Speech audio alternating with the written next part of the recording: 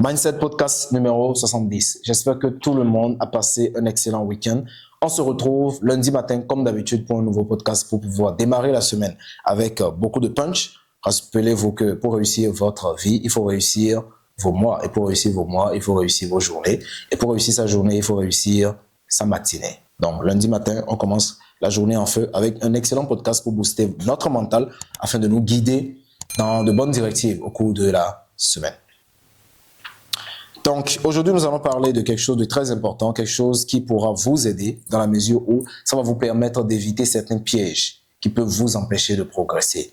Quelles sont les 3 mauvaises habitudes qui peuvent détruire votre vie? Les 3 mauvaises habitudes. J'ai l'habitude de dire que nous ne décidons pas de notre avenir, nous décidons de nos habitudes. Et nos habitudes définissent notre avenir. Là, vous serez dans 10 ans, dans 5 ans, dans 20 ans, dépendent de vos habitudes quotidiennes. Si vous faites du sport tous les jours, vous verrez les résultats d'ici 10 ans. Si vous investissez tous les jours, vous verrez les résultats d'ici 10 ans. Si vous dépensez tous les jours, vous verrez les résultats d'ici 10 ans. Et le piège avec la vie, c'est que vous ne verrez pas les résultats de vos actions tout de suite. Le processus est lent. C'est comme un arbre qui pousse. Vous n'allez jamais voir un arbre sortir de terre du jour au lendemain. C'est millimètre par millimètre. Et au bout de 5 ans, vous voyez un arbre qui grossit avec des fruits, vous allez penser que c'est du jour au lendemain, c'est sorti de terre. Et de la même manière, nos habitudes construisent notre vie lentement. C'est un processus très lent. Donc, quand vous voyez quelqu'un qui échoue, quelqu'un qui réussit, sachez que c'est un processus lent. Très lent. Donc, chaque instant de la journée, par rapport à ce que vous êtes en train de faire, par rapport à vos habitudes, soit vous êtes en train de construire votre vie, soit vous êtes en train de détruire votre vie. Et pour détruire sa vie, c'est pas compliqué. Un peu de sommeil à gauche, un peu de retard à droite, un peu de cigarette, un peu de drogue, un peu de sexe de gauche à droite. Vous le faites tous les jours, vous verrez les résultats d'ici 10 ans. C'est pas compliqué. Et de la même manière, pour réussir sa vie, c'est pas compliqué. Se réveiller un peu plus tôt le matin, travailler un peu plus longtemps, appeler un peu plus de clients, de petits efforts quotidiens que vous faites, ça se cumule dans le temps et d'ici 10 ans, vous voyez les résultats. Il n'y a pas de miracle. Il n'y a pas de miracle, rien ne tombe du ciel. Donc, vous décidez de vos habitudes quotidiennes et vos habitudes créent votre destinée. Il y a certes des choses que vous ne pouvez pas contrôler, il y a certes des paramètres que vous ne pouvez pas contrôler, des choses qui peuvent vous tomber dessus et vous réorienter, mais de ce que vous pouvez contrôler, ce sont vos habitudes qui créent votre avenir. Donc, ça veut dire quoi? À chaque instant, vous êtes soit en train de gagner du terrain vers vos objectifs, soit vous êtes en train de perdre du terrain vers vos objectifs. Ou du moins loin de vos objectifs. Et quand vous voyez quelqu'un qui a échoué dans sa vie, quand je parle de échouer dans sa vie, c'est quoi? C'est ne pas atteindre les objectifs de réussite qu'il s'est fixés. Ok, réussir dans la vie, ce n'est pas forcément le fait d'avoir une villa. On peut réussir spirituellement quand quelqu'un devient, par exemple, un grand chef religieux. C'est une réussite. Quand quelqu'un devient un grand sportif, c'est une réussite. Quand quelqu'un devient un grand médecin, c'est une réussite. Quand quelqu'un devient un grand homme d'affaires, avec plusieurs entreprises, c'est une réussite. Et de cette réussite, vient certaines récompenses, notamment les choses matérielles de la vie. Une grande maison, un foyer stable, la paix intérieure, la sécurité, la capacité à voyager, à faire ce qu'on veut. Ce ne sont que des récompenses de la réussite. Donc, la réussite, ce n'est pas ce que vous possédez, mais c'est ce que vous êtes. Donc, réussir sa vie, c'est lorsqu'on se retrouve à être ce qu'on n'a pas voulu être. Ou du moins, échouer sa vie, c'est lorsqu'on se retrouve à être ce qu'on n'a pas voulu être. Et réussir sa vie, c'est le fait d'être ce qu'on a voulu être. J'ai toujours rêvé d'être un grand médecin, je suis un grand médecin, j'ai réussi ma vie. J'ai toujours rêvé d'être un grand mécanicien, je suis un grand mécanicien, j'ai réussi ma vie. J'ai toujours rêvé d'être un grand sportif, je suis un grand sportif, donc j'ai réussi ma vie. Donc, c'est quoi votre rêve actuellement? Si au bout de 10, 20, 30, 40 ans, vous vous retrouvez loin de là où vous voulez être, ça veut dire que vous avez raté votre vie. Même si vous avez réussi dans certains domaines, vous avez raté votre vie parce que vous êtes loin de là où vous avez voulu être. Moi, je veux être un grand homme d'affaires, propriétaire de plusieurs cliniques. Si un jour je me retrouve loin de là, je saurai que j'ai échoué ma vie. Même si j'ai une grande maison, même si j'ai des enfants, un foyer stable, mais je suis loin de ce que j'avais voulu être. Donc, j'ai échoué ma vie. C'est la raison pour laquelle vous allez voir des gens qui ont tout, mais qui sont malheureux. Ils n'ont pas la santé, ils n'ont pas de foyer stable, ils n'ont pas de... Mais pourtant, ils ont de grosses maisons, de grosses voitures, mais le reste, ça manque. Donc, ils ont échoué leur vie. Donc, réussir sa vie, c'est d'abord le fait de se définir. Okay? Le fait de se donner une image de soi d'ici les 10 prochaines années, les 20 prochaines années, les 30 prochaines années, les 50 prochaines années, ça dépend. et le fait d'œuvrer tous les jours pour y arriver. Et si, d'ici 30 ans, vous regardez en arrière et que vous êtes fier de vous, ça veut dire que vous avez réussi votre vie. Peu importe ce que les gens en pensent, peu importe ce que les gens disent, c'est vous, c'est votre vie, pas la leur. Donc, il y a quelques éléments, quelques habitudes qui peuvent vous empêcher de réussir votre vie. Première habitude, le retard. Vous pouvez échouer votre vie, passer à côté de beaucoup d'opportunités juste en ayant la culture du retard. J'ai connu des tailleurs à qui j'avais confié des confections qui m'ont fait des promesses de terminer la conception dans un certain délai et qui ont fini par la terminer de manière médiocre après le double du délai qu'ils m'avaient fixé au départ. Vers ces personnes, je ne suis jamais retourné travailler. Jamais. Parce qu'ils ont la culture du retard. Quand je fixe un rendez-vous à un client ou à un collaborateur, un investisseur qui a la culture du retard, ça veut dire que c'est une personne qui n'est pas fiable. Et ce qu'on appelle la fiabilité, c'est quoi? C'est le fait que quelqu'un a la capacité de tenir ses engagements, dans la mesure où ce qu'il dit, c'est ce qu'il fait. Donc quand quelqu'un dit « je serai là à 10 heures » et que la personne se pointe à 15 heures, la personne n'est pas fiable. Et quand vous avez la culture du retard, vous pouvez passer à côté de beaucoup de choses. Vous pouvez passer à côté du travail de vos rêves, vous pouvez passer à côté de la femme de vos rêves, vous pouvez passer à côté du client de vos rêves. Il y a un seul client qui vient faire une transaction, boum, votre business explose.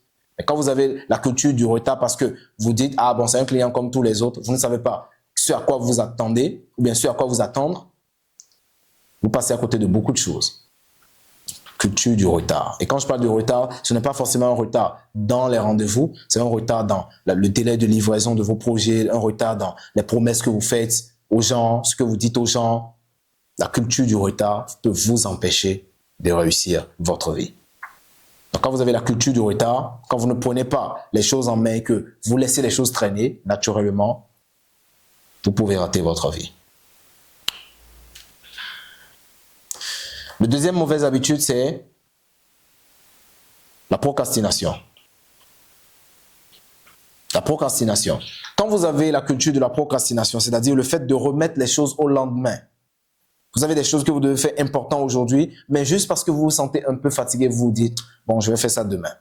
Ah, je suis un peu trop fatigué, je vais faire ça après-demain. » D'accord? Vous avez bien le droit de faire les choses au lendemain. Mais qu'est-ce qui se passe quand l'agriculteur qui est censé semer une graine aujourd'hui remet sa semence au mois prochain?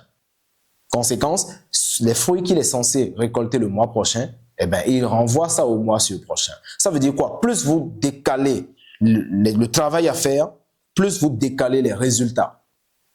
Il y a beaucoup de personnes qui se retrouvent en difficulté au troisième âge parce qu'ils ont beaucoup procrastiné. Beaucoup procrastiné, beaucoup remis les choses au lendemain, à la semaine prochaine, au mois prochain, à l'année prochaine. Nous sommes en décembre peut-être, ou du moins en début d'année.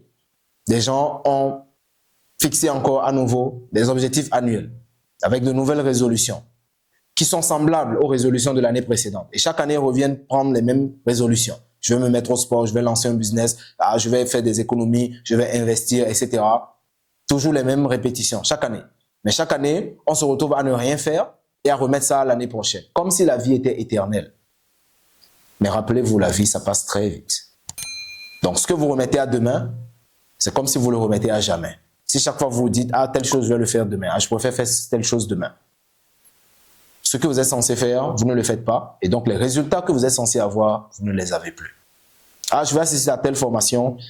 Actuellement, je ne me sens pas encore dans le monde de faire la formation. Donc, je vais mettre ça au mois prochain. Conséquence, ce que vous êtes censé accumuler comme compétences au cours de ce mois, vous remettez tout au mois prochain. Donc, tout ce que vous remettez à demain comme travail, vous remettez aussi ces résultats à demain. Donc, la procrastination peut vous éloigner de vos objectifs de n'importe quelle manière. De n'importe quelle manière. Tout ce que moi j'ai entrepris, tout ce que j'ai eu à faire, si j'avais procrastiné là-dessus, je ne serais pas à ce niveau.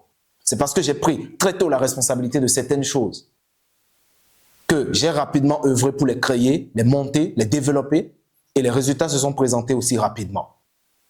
Donc, quand on voit par exemple des personnes qui disent « Ah, généralement quand on réussit, on tourne autour de 40 ans ». Pourquoi est-ce que la plupart des hommes qui réussissent tournent autour de 40 ans? C'est parce que leur jeune âge, ils ont beaucoup procrastiné. Parce que les actions restent les mêmes. Les manœuvres restent les mêmes. Peut-être quelqu'un qui a lancé une boutique à l'âge de 35 ans, 10 ans plus tard, il a 45 ans et il a réussi. Mais pourquoi il n'aurait pas lancé la boutique à l'âge de 25 ans? Ça aurait été pareil. Donc, plus tôt vous commencez à faire les choses, plus tôt vous pouvez avoir les résultats que vous voulez. Mais quand vous procrastinez là-dessus, qu'est-ce qui se passe? Vous procrastinez aussi sur les résultats. Quand vous traînez sur les manœuvres, quand vous traînez sur les actions que vous devez entreprendre, quand vous traînez sur les choses que vous devez faire, vous traînez aussi, ou du moins vous faites traîner aussi les résultats. C'est la raison pour laquelle la procrastination peut vous faire passer à côté de votre vie. Quand vous avez un concours à passer et que vous le remettez à plus tard, vous différez aussi les résultats de ce concours. Donc plus tôt vous faites les choses, plus tôt vous aurez les résultats. C'est la raison pour laquelle moi j'ai une philosophie. Ma philosophie, c'est tout est urgent. Tout ce qu'on décide de faire, il faut le faire en état d'urgence, le plus rapidement possible. Et vous allez voir, les entreprises les plus prospères, ce sont les entreprises qui sont capables d'œuvrer avec rapidité, promptitude. Vous avez peut-être envie de prendre une pizza et que vous devez commander auprès de 2 pizzerias. La première pizzeria va vous livrer votre pizza dans 45 minutes. La deuxième pizzeria va vous livrer votre pizza dans 5 minutes. Chez quelle pizzeria vous allez préférer commander? Je suppose que c'est celle qui est capable de vous livrer dans les 5 minutes. Vous déposez vos habits au pressing pour un lavage. Le premier pressing vous dit, je vais terminer le lavage dans 3 jours. Le deuxième pressing vous dit, je vais terminer le lavage dans 10 minutes. Vous allez préférer laver chez qui? Donc, votre capacité à faire les choses le plus rapidement possible, c'est ça qui définit vos résultats. Soyez rapide. Ne laissez rien à demain. Vous avez quelque chose à faire aujourd'hui, faites-le. Parce que vous ne savez pas si vous verrez demain. Et demain, les conditions peuvent changer, le climat peut changer, la situation économique du pays peut changer. Il peut y avoir une guerre, il peut y avoir un tremblement de terre, peu importe. Il peut y avoir des choses qui peuvent vous empêcher de le faire finalement. Donc, ce que votre main peut toucher aujourd'hui, faites-le aujourd'hui. Point final. Donc, la procrastination peut vous empêcher de réussir. Il faut alors éviter de procrastiner. Dernière des choses, l'excès de consommation. C'est l'habitude qui maintient beaucoup de personnes dans la pauvreté, beaucoup de personnes dans la médiocrité, dans la précarité. Non seulement les gens produisent très peu, mais ils consomment beaucoup. L'excès de consommation, c'est-à-dire acheter beaucoup de choses, souvent des choses dont on n'a pas besoin. L'excès de consommation. Vous allez voir quelqu'un qui gagne un salaire de 1 million, mais à la fin du mois, il se retrouve toujours endetté. Il a toujours du mal à joindre les deux bouts parce qu'il consomme beaucoup. Au début du mois, il fait le plein, il va au supermarché, il remplit le chariot des choses dont il n'a même pas besoin. Il achète des choses les plus chères, il achète des choses les plus onéreuses. Bien sûr que vous avez le droit de faire ce que vous voulez de votre argent. C'est votre argent, c'est vous qui l'avez travaillé. Vous avez le droit de le bouffer comme vous voulez. Mais quand vous le faites, pensez à demain. Parce que l'argent ne vient pas tout le temps. Ça, je l'ai appris de Dangote. Si l'homme le plus riche de notre continent dit que économisez votre argent parce que l'argent ne vient pas tout le temps, à combien de fois un salarié qui peine à joindre les deux bouts à la fin du mois doit davantage économiser son argent? Donc, l'excès de consommation, c'est ce qui maintient les gens dans la pauvreté. Dans quelle mesure? Lorsque vous achetez des choses dont vous n'avez pas besoin avec de l'argent que vous n'avez pas pour impressionner des gens que vous n'aimez pas. Voilà comment ça se passe. Vous avez de l'argent, vous empruntez de l'argent pour acheter des choses que vous ne voulez pas, des choses dont vous n'avez pas besoin pour impressionner des gens que vous n'aimez pas. Conséquence, vous dépensez plus que ce que vous gagnez et à chaque fois vous êtes dans le cycle de la pauvreté. Le cycle de la pauvreté, c'est gagner, dépenser, gagner, dépenser, gagner, dépenser. Parfois, mais il y a des gens qui gagnent rien, mais qui dépensent. Conséquence, ils meurent avec des dettes. Et au lieu de laisser des héritages à leurs enfants, ils laissent des dettes à leurs enfants. Donc, ce qui peut vous permettre de réussir votre vie, c'est de faire le total contraire de ces 3 mauvaises habitudes. En étant ponctuel, donc évitez le retard. Quand je parle de retard, le retard, ça peut être le retard aux heures de rendez-vous, le retard dans le délai de livraison, le retard dans vos engagements, etc. Essayez au maximum d'éviter le retard. Certes, il y a des imprévus, mais quand il y a des imprévus, prévenez, adaptez, réajustez, mais soyez toujours ponctuel. C'est ça qu'on appelle le fait d'être fiable. Et quand vous êtes fiable, les gens vous font confiance. Et quand les gens vous font confiance, naturellement, les gens travaillent avec vous. Vous avez une boutique, vous mettez heure d'ouverture 8 heures et finalement vous ouvrez à 10 heures. Vous mettez 24 heures sur 7 et finalement vous fermez le dimanche. Vous n'êtes pas fiable. Donc, il faut toujours tenir vos engagements. Deuxième des choses, ne pas procrastiner. Tout ce qui doit être fait aujourd'hui, faites-le. Point final. Faites-le. Si vous avez envie de vous reposer aujourd'hui parce que vous vous sentez fatigué, si vous avez envie de faire une pause aujourd'hui parce que vous vous sentez fatigué, faites une pause demain. Ok? Attendez demain pour voir si vous avez toujours besoin de la pause. Si demain, vous avez toujours besoin de la pause, là, vous prenez une pause. Mais vous ne vous reposez pas aujourd'hui parce que vous avez un coup de fatigue. Parce qu'il ne faut pas confondre la paresse et la fatigue. Donc, pour être sûr que c'est vraiment de la fatigue, vous attendez demain. Si demain, vous avez toujours envie de vous reposer, là, vous pouvez vous reposer. Mais si demain, vous sentez que vous avez une nouvelle forme d'énergie, là, vous savez que c'était juste un coup de paresse. Vous retournez au travail. Donc, dernière des choses, l'excès de consommation. Il faut éviter d'être des consommateurs effrénés. Okay, des consommateurs effrénés. On consomme tout. On voit tout, on achète. On voit n'importe quoi, on achète. Ça peut vous empêcher de réussir. Donc, ces 3 mauvaises habitudes, c'est essentiellement ce qui retient beaucoup de personnes. Et je ne voudrais pas que ça vous retienne aussi, parce que moi, je ne leur permets pas de me retenir. Tout ce que j'ai à faire, je le fais. Tant qu'il faut être ponctuel, je suis ponctuel. Tant qu'il y a des choses à réajuster, je réajuste. Et j'évite de consommer frénétiquement. Chaque fois, j'essaie toujours de voir comment est-ce qu'on peut économiser sur telle chose. Comment est-ce qu'on peut économiser sur telle chose. Tout en ayant, bien sûr, de bons rendus, de bons rendements. Donc, c'était tout pour ce podcast.